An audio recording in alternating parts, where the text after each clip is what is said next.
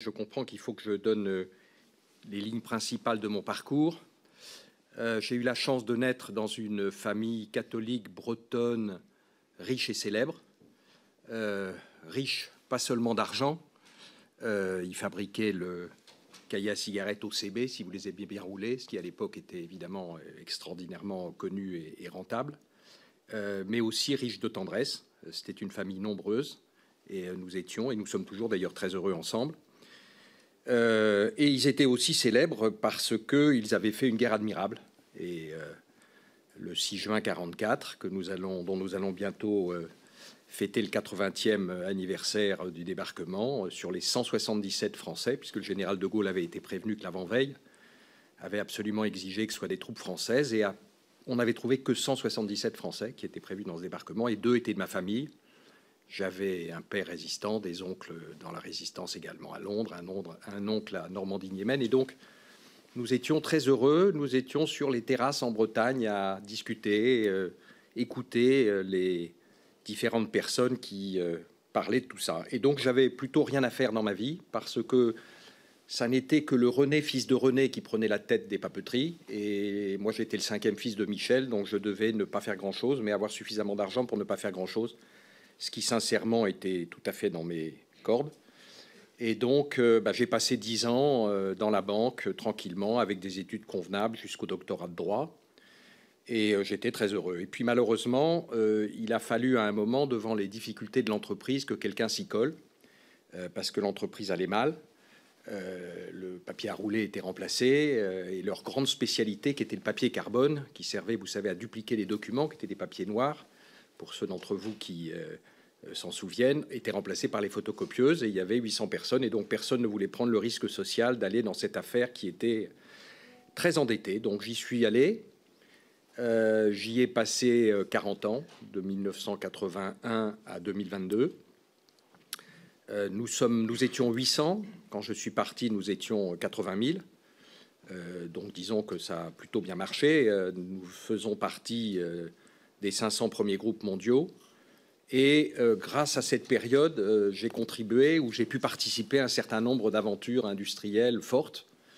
On est passé du papier carbone que j'ai fermé, arrêté, au papier sachet à thé. Les sachets à thé étaient faits en tissu. Et puis tout d'un coup, on s'est aperçu que le papier pouvait avoir les qualités mécaniques pour résister à l'attraction de la cuillère et à l'eau bouillante. Et on est devenu le numéro 1 mondial des sachets à thé. Après, on s'est lancé dans les films pour condensateurs, dont on est toujours le numéro 1 mondial. Ce sont des petits composants que vous avez dans vos appareils photo, dans vos voitures, etc. Et puis après, nous sommes devenus l'un des 5 premiers groupes mondiaux dans les transports. Nous avons investi, créé des filières, des gens, des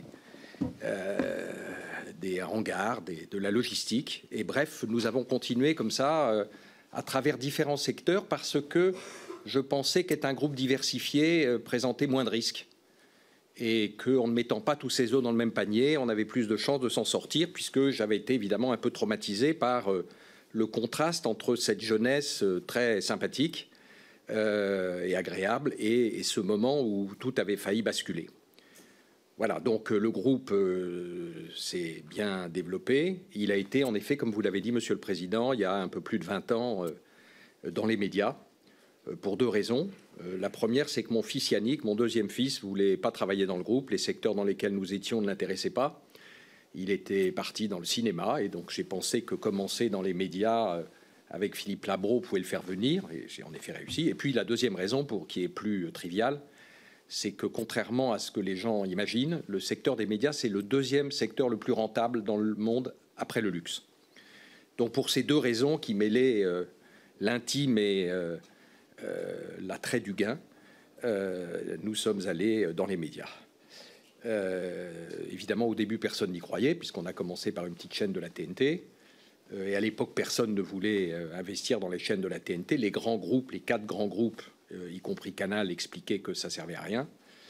Et puis, comme vous le savez, et c'est pour ça que je suis ici aujourd'hui, je crois, notre groupe est devenu non seulement le premier groupe audiovisuel français, mais il est devenu le premier groupe audiovisuel européen et sans doute, il fera partie des grands groupes mondiaux. Et il portera, je crois, l'image de la France et les contenus européens dans le monde parce que notre conviction, c'est qu'à côté des contenus américains, où vous avez, qui sont tout à fait formidables, mais Spider-Man 1, 2, 3, Batman 1, 2, 3, etc., et à côté des asiatiques qui sont un peu plus compliqués à comprendre, il y a sans doute entre les deux une culture intéressante à mettre en avant, et en tout cas pour l'instant, eh bien, ça représente un certain succès.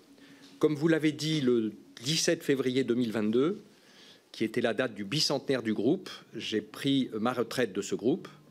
Je l'avais prévu 30 ans ou 40 ans avant.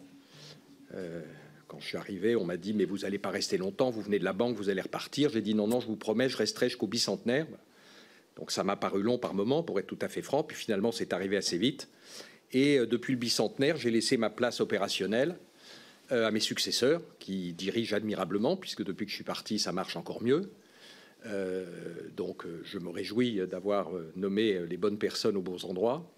Et tout en restant conseil, comme vous l'avez dit, mais en y passant peu de temps, pour être tout à fait franc, je me suis lancé dans la philanthropie, la générosité. Les Anglais disent qu'il y a 3 périodes dans la vie. Il y a la période learning, on apprend. Il y a la période earning, on gagne, on construit. Et puis il y a la période giving, c'est-à-dire on rend. Et comme vous l'avez compris dans mon propos liminaire, qui s'arrête maintenant bien sûr, j'ai beaucoup reçu. Je suis né avec une cuillère en argent. Ce n'est pas du tout par volonté que je suis allé faire des choses, mais par nécessité. Et donc il m'a semblé qu'il était nécessaire de faire des choses. Donc on avait déjà monté la Fondation de la Deuxième Chance, que dirige ma fille, maintenant Marie, et qui a aidé pratiquement 9000 personnes depuis un peu plus de 20 ans, avec plus de 1000 bénévoles par un marraine pour des gens en difficulté. On a aidé, on a construit des cliniques, des foyers, et là on lance une nouvelle fondation, association, qui n'aura peut-être pas le statut de fondation, puisque c'est sur nos fonds personnels, qui s'appelle May Day, jour de mai, et qui a pour but d'aider des personnes qui, à un moment ou un autre, sont en difficulté. Voilà ma vie, mais enfin je suis très content de venir répondre aux questions qui peuvent se poser. Merci, Monsieur le Président. Merci, Monsieur Bolloré. Merci également d'avoir ajouté au pot commun un peu de votre temps de parole. Je préviens mes collègues, j'aurai très peu de questions de manière à pouvoir en laisser un maximum au moment présent et à Monsieur le rapporteur.